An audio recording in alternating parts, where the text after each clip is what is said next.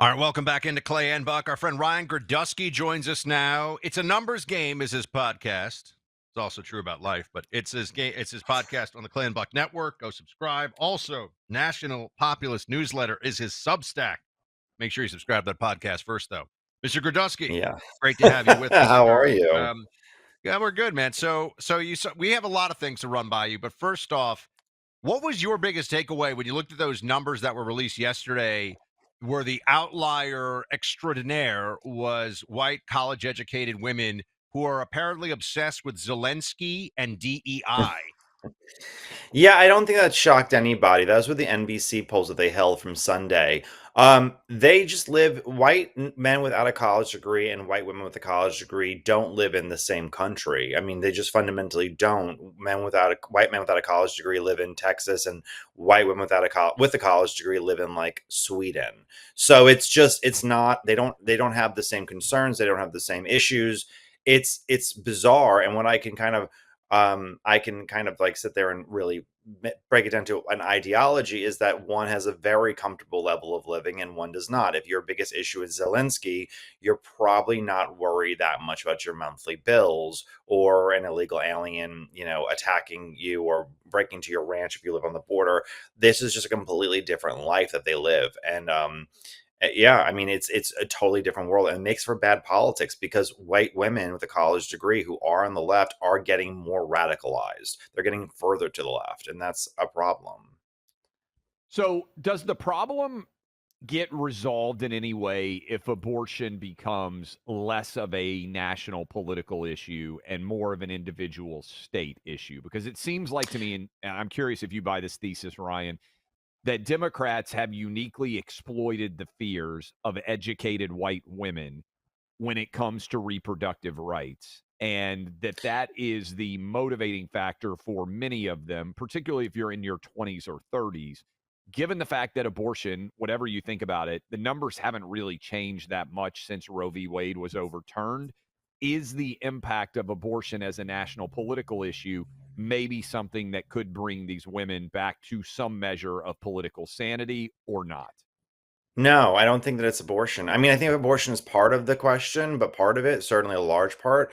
But the biggest group of white women to vote for Democrats were white women in their late 20s, early 30s. That would be the abortion group. The second largest were white women over the age of 70, but under the age of 80. So if it was just an abortion thing, that's So probably not the sorry motivating to group. cut you off, but that's fascinating. What do you think's motivating those white women, college educated, 70 to 80? Because again, abortion, They're to your point, I don't think they're getting abortions. Yeah, they're watching MSNBC and Rachel Maddow, and they are BLM, and they are listen. The baby boomer generation was it was the second most progressive generation to millennials. I mean, they are a progressive generation, and if your entire life is basically politics, which I mean, for a lot of women in their 70s and 80s who either A, don't have husbands because they passed away or they never married, or they don't have children or grandchildren because their millennial children never had children. Politics becomes a bigger and bigger and bigger issue in your life. And what we saw in the other thing that came out on Monday, which I wrote about for the National Populist Newsletter, David Shore's big piece on data was that people who paid attention to politics a lot voted very, very heavily to Kamala Harris, and people who got their news from mainstream media outlets. If you look at the average CNN or MSNBC viewer, they are over the age of 70 years old. They are 70-year-olds, usually college educated or not college educated, but mostly college educated white women who obsess about politics. It is their religion. It's their QVC. It's the children that they didn't have or the grandchildren they didn't have. It becomes their whole world, and that's why it's become so toxic. And they also fall in line on every issue. They're not only for BLM, they have long COVID. They don't only have long COVID, they need to protect abortion rights. They don't only need to protect abortion rights, they need to protect trans rights in Angola through the USAID. Every single tyranny is on the run every single second of every single day. If you hear them, it's exhausting to live that way, but that's the second biggest group outside of like late 20 early 30s. It's not abortion, it's just straight up ideology.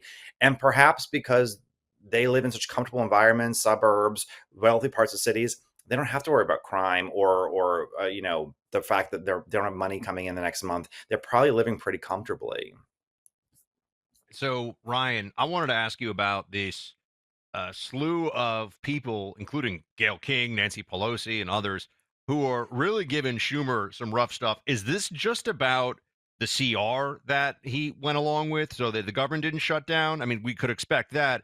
Or is this going deeper to the power struggle within the Democrat Party right now? And if so, who is angling to take over what feels like a ship that has sprung many leaks over at Democrat land? Well, I think that the fact that not only did he vote for the CR, but he left vulnerable House Democrats. I mean, they all voted against it except for Jared Golden up in Maine second. You have a dozen Democrats who live in Trump districts who just voted to shut down the government, and they just voted against all the things that that means, all the funding for military and veterans and seniors and everything. And there will be a campaign commercial coming to every one of those districts in the next year, in 13 months or 15 months, saying, you know, insert Democrat here, voted to shut down your government and suspend your, you know, payments to your veterans. That is going to hurt them, and it's going to be so toxic, and it makes them look like they can't govern. And, you know, they say they didn't get anything out of it. They got the old Biden budget. I mean, there was like, I think 10 billion in cuts. There was nothing really in cuts, substantial, but it makes them look bad, makes them look like they can't govern. And who replaces Schumer? I don't know. It used to be with like Dick Durbin. He's 83. He's on his way out. It won't be Bernie. I mean, Elizabeth Warren is 76. It'd have to be somebody who can bring in a lot of money, because that's really a big part of the job as being leaders, who can raise a lot of money. It's not like Kirsten Gillibrand. They have a big, big issue. I mean, Who Cory is the Booker, I best? wouldn't be Who's the shocked. best fundraiser, Ryan? Because you'd actually know this, and I'm just curious because who's the best Democrat fundraiser now? Who's under 65?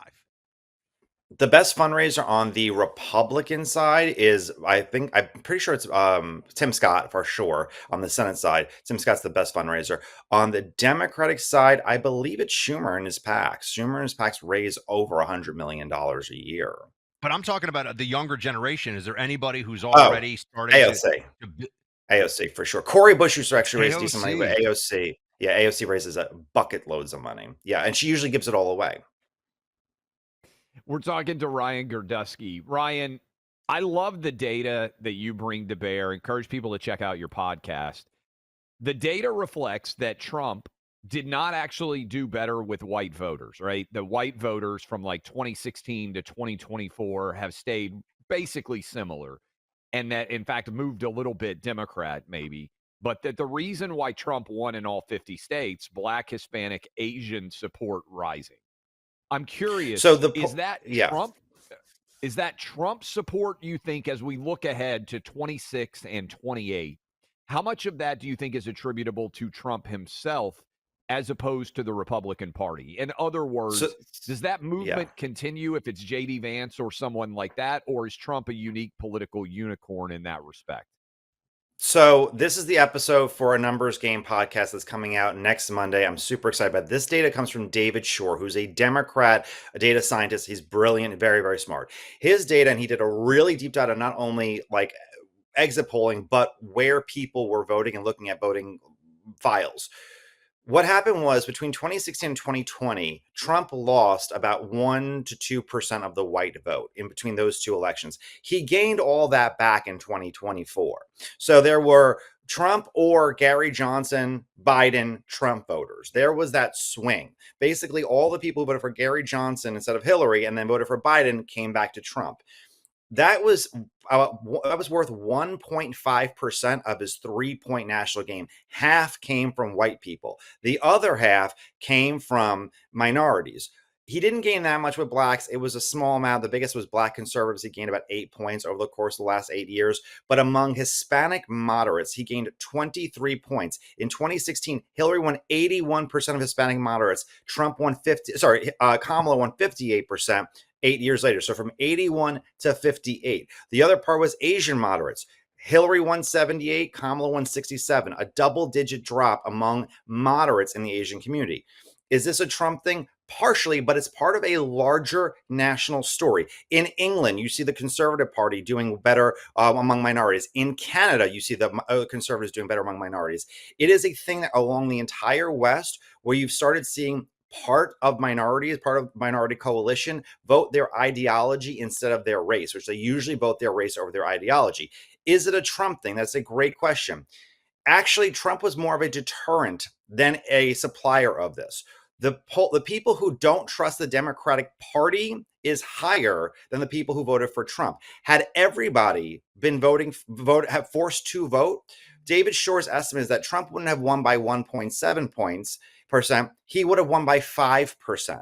Because when you ask on issues like everything from like AI to poverty to not only just the economy and immigration, but student loans, they trust Republicans way more than Democrats. The only issue Democrats have a sizable advantage that people care on, an issue that people care about, is healthcare. That is the only issue that they have over Republicans. On everything else, they have a deep distrust of the Democratic Party. And I'll say one more thing. Voters who got their information from social media were much more inclined to vote for Trump. The biggest group, the biggest demographic to vote for Trump, according to the David Shore data, white men under the age of 20. 75% of white men under 20 voted for Trump. That is the largest demographic of any group ever, more than seniors, more than any other racial group. Trump won a majority of voters under 20, white women, white men, and non-white men. The only group under 20 that Trump lost to Kamala Harris were non-white women. That's Wow. amazing. That is stat. amazing. Yeah. Yeah. Do you think Yeah, that's COVID? Yes, it's completely COVID. It is the lockdown generation. Lockdowns split Gen Z Zoomers in half. So older Zoomers who had already gone through the high school experience and graduated or were even past college, they are much more liberal than those who were locked down and missed graduations, games, friends. They were getting all their news on the internet, and they were coming at a time where the BLM riots were happening, that Me Too was happening, and there was a surge of internet personalities. Everyone from Jordan Peterson to Ben Shapiro to more nefarious characters on the internet, but nonetheless still they were being inundated with information from social media free of the gates that the regular media provides. And so the younger generation right now is the most Republican. 18 to 20-year-olds in the last election are the most Republican generation, according to the David Shore data, which I do trust, the most Republican generation since the greatest generation that fought World War II. That is how far right-wing, especially white men under the age of 20, the most Republican generation we have seen probably in 60 to 70 years. Go check out more from Ryan Girdusky with It's a Numbers Game, his podcast on the Clay and Buck Network. He does the best data analysis of anybody in the game, and subscribe to his national populist newsletter on Substack. Ryan, really interesting as always, man. Thanks for being here. Thank you. Out of North Carolina is the best kept secret in the firearms industry, Bear Creek Arsenal. You should keep them in mind the next time you're going to go get yourself another rifle, a handgun, or a new upper, perhaps. Whether you're an outdoorsman during hunting season or you want to spend time at the range like I do, owning a Bear Creek Arsenal firearm will be a great experience for you. I've got 4 of them, 3 rifles, and the Grizzly 9mm pistol. Bear Creek Arsenal manufactures its guns in America. Like I said, all done here at home, and they are fantastic for the value. No retail stores, so no retail markup. If you're talking about the best price points, the most efficient firearms you're going to get for the money you spend, you've got to check out Bear Creek Arsenal. Prices that are simply unbeatable. Go to bearcreekarsenal.com. Check them out. You're not going to be disappointed when you see what great deals are there. Use my name, Buck, as your coupon code. That's bearcreekarsenal.com, coupon code BUCK.